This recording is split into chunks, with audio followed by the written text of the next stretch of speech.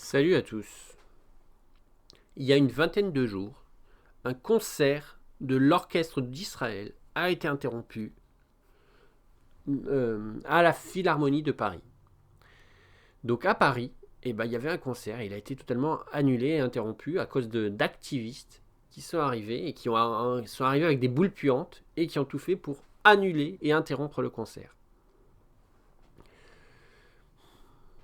Donc ça c'était il y a 20 jours. Et à Munich, rebelote, annulation du concert. Voilà. Donc, toujours avec ce chef d'orchestre israélien, donc Lahav Shani, qui est chef d'orchestre, et ça fait 2 fois que ces concerts sont annulés. Une fois à Paris, une fois à Munich.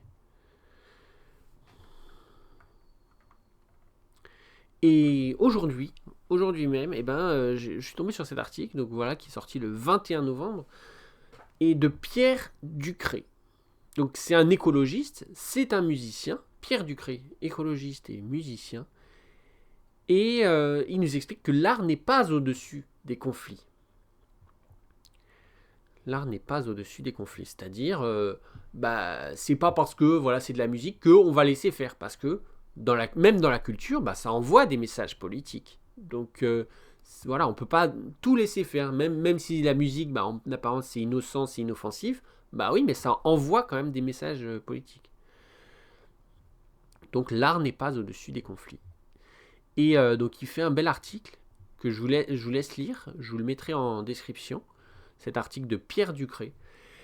Et il finit avec ces trois liens, donc 1, 2, 3 liens, donc qui expliquent que Israël a détruit un conservatoire à Gaza. Donc le conservatoire Edward Said a été détruit par Israël. Donc voilà, après, donc il explique que c'est plutôt légitime finalement d'annuler ces concerts puisque Israël a détruit un conservatoire. Et pas seulement, quoi. Et donc là, on nous explique qu'à Gaza, il continue à y avoir de la musique. Et ici, on nous explique que les bombes israéliennes ont détruit le patrimoine et effacé la mémoire. À Gaza. Donc, Pierre Ducré qui nous explique que c'est un peu légitime finalement de faire ces annulations de concerts. Ces doubles annulations, c'est un peu légitime dans le sens où Israël a détruit des conservatoires, a empêché les gens d'apprendre la musique, a empêché les gens de jouer de la musique, etc. Donc pourquoi eux, ils auraient le droit d'en jouer, tu vois? Et c'est ça qu'on va voir. Donc, Lahav Shani, quand il joue de la musique, quand il est chef d'orchestre, qu'est-ce que ça envoie comme message au monde? Comme message politique, parce qu'on vient de le dire, la musique, l'art, ça envoie des messages politiques. Qu'est-ce que ça envoie comme message? Ça envoie le message que Israël a le droit d'exister, a le droit d'avoir une culture, a le droit d'avoir une richesse, a le droit de diffuser, de partager, etc. Donc c'est ça le message de Lahav Shani quand il joue de la musique, quand il fait des grands concerts. C'est tout simplement le droit pour Israël d'exister, ce qui est légitime. Donc ça c'est un message légitime. Donc pourquoi est-ce qu'on voudrait le faire taire, tu vois? Et maintenant, je vais vous demander un peu d'intelligence. Un peu d'intelligence, c'est-à-dire, je vais vous dire, et si, imaginons que la bêtise soit un instrument? Parce que on connaît tous ces instruments classiques. Le violoncelle, le violon, la contrebasse, le trombone, tout ce que vous voulez, les cymbales, le machin. On connaît tous ces instruments, mais imaginons que la bêtise aussi soit un instrument. Et pourquoi pas? Et si la bêtise était un instrument de musique? Et c'est ça qu'on va voir. Est-ce que Emmanuel Macron, finalement, c'est pas lui aussi un chef d'orchestre? Sauf que lui, au lieu d'avoir des instruments de musique, au lieu d'avoir des violons et des violoncelles, son seul instrument, c'est la bêtise. Est-ce que c'est pas ça? Imaginons un instant de réfléchir comme ça. Que la bêtise soit un instrument de musique. Voilà, parce que finalement, il envoie lui aussi des messages politiques. Il dit, il a toujours la même rengaine, il fait toujours le même refrain. Il nous dit, ah oui, mais la Palestine a le droit d'exister, bien qu'il existe déjà 22 ou 24 pays arabes, etc. Donc toujours, il nous récite la même chanson, il nous fait la même mélodie, la même musique entêtante, tu vois, le même refrain. Toujours, il nous récite encore et encore le même refrain, comme quoi la Palestine a le droit d'exister, même s'il y a déjà 22 pays arabes, etc. Donc lui aussi joue de la musique. C'est pas que la Chani qui joue de la musique. Emmanuel Macron aussi joue de la musique. Il joue ce refrain entêtant. Tu vois, il nous dit oui, mais la Palestine a le droit d'exister, ils ont le droit d'être indépendants, machin, machin. Donc voilà, c'est une rengaine qui revient encore et encore.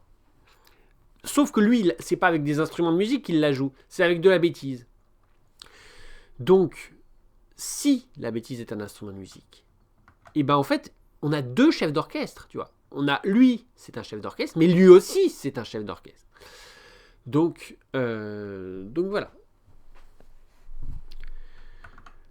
Et donc, on en arrive maintenant à Pierre Ducré. On revient à Pierre Ducré. Pierre Ducré, qu'est-ce qu'il fait, finalement, dans son article? Pierre Ducré, il nous dit, il met dos à dos. Tu vois, il met dos à dos. Il dit, Israël a détruit des conservatoires à Gaza. Ils ont détruit des instruments de musique, ils ont peut-être même tué des apprentis musiciens, etc. Donc Israël a détruit la musique à Gaza. Ils ont détruit des conservatoires, etc. Alors pourquoi eux, ils auraient le droit de jouer de la musique? Ils ont empêché les Gazaouis de jouer de la musique. Alors pourquoi eux, ils auraient le droit de jouer de la musique? Finalement, il met dos à dos. Puisque tu as fait infliger ceci à lui, alors toi non plus, tu n'auras pas le droit. Tu vois. Donc c'est ça que fait Pierre Ducré. Donc c'est bête et méchant. C'est un peu la loi du talion, d'ailleurs. On dit parfois que les chrétiens, ils n'aiment pas trop la loi du talion. Bah là, c'est un peu la loi du talion. C'est-à-dire, il nous dit, tu lui as interdit la musique, toi aussi, on va t'interdire la musique. C'est la loi du talion, bête et méchant. Là, c'est purement et simplement de la loi du talion. Puisque tu lui as interdit la musique, toi aussi, on va t'interdire la musique. Donc, je trouve ça normal et légitime, etc. Ok? Donc, c'est exactement ça que fait Pierre Ducré. C'est la loi du talion. C'est mettre dos à dos, finalement, Israël et la Palestine. Bon. Et ensuite, qu'est-ce que ça fait? Finalement, ça joue pour l'Europe. Voilà, puisqu'en fait, l'Europe est un arbitre. L'Europe juge. Tu vois, l'Europe choisit. L'Europe, c'est le roi Salomon. Tu vois, il y a deux adversaires, et puis l'Europe, c'est le grand juge. C'est celui qui va arbitrer le conflit, tu vois. Donc, c'est un conflit d'intérêts, parce que plus l'Europe a ce statut de juge, de roi qui va décider, qui va arbitrer, et plus ça va lui renforcer sa stature, sa prestance politique, etc. Donc, il y a un peu un conflit d'intérêts. C'est-à-dire, l'Europe, elle veut ce statut dominant, tu vois.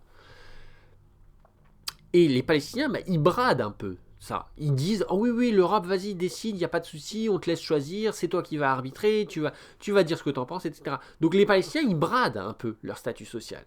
Ils disent, vas-y, l'Europe, fais tout ce que tu veux, etc. Et en fait, est-ce que les Palestiniens, eux, en fait, la seule chose qui les intéresse, en réalité, les Palestiniens, c'est peut-être l'expansion un peu géographique. Voilà. Donc ils bradent un peu leur statut social, ils laissent l'Europe tout décider, et comme ça, eux, ça va leur permettre d'avoir une expansion géographique.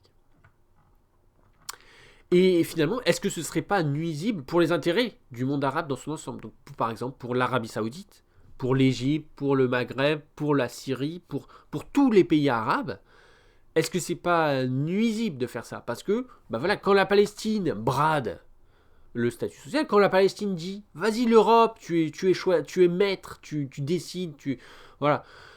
Est-ce que ça nuit pas aux intérêts du monde arabe? C'est ça la question que je vous pose. Et il me semble que oui. Il me semble que l'Arabie Saoudite se fait avoir. L'Arabie Saoudite se fait arnaquer parce que les Palestiniens ils donnent trop de pouvoir à l'Europe finalement. En choisissant qui va arbitrer le conflit, qui va juger, ils donnent trop de pouvoir. Alors, donc, d'une part, il y a un conflit d'intérêts pour les Européens. D'autre part, le monde arabe se fait arnaquer. Donc, il me semble qu'il y a un problème, tu vois. Là, je pense même pas aux intérêts israéliens. C'est-à-dire, l'Europe, alors oui, il gagne en pouvoir, mais c'est un peu malhonnête. Et deuxièmement, l'Arabie Saoudite se fait un peu arnaquer, puisque on va donner plein de pouvoir à l'Europe, c'est un peu de la triche, tu vois. Donc la Palestine, elle fait quelque chose qui est dangereux, qui est pas terrible, voilà, qui est pas terrible pour l'Europe, qui est pas terrible pour le monde arabe. Voilà, la Palestine fait des choses qui sont pas terribles. C'est ça que j'ai envie de dire. Bon. Et Emmanuel Macron, malheureusement, eh ben, il joue très bien ce rôle. Il joue très bien ce rôle. C'est-à-dire, il va dire oui, on accepte d'être les arbitres, on accepte d'être les juges, d'être les maîtres, on accepte d'être le roi Salomon entre deux adversaires, tu vois.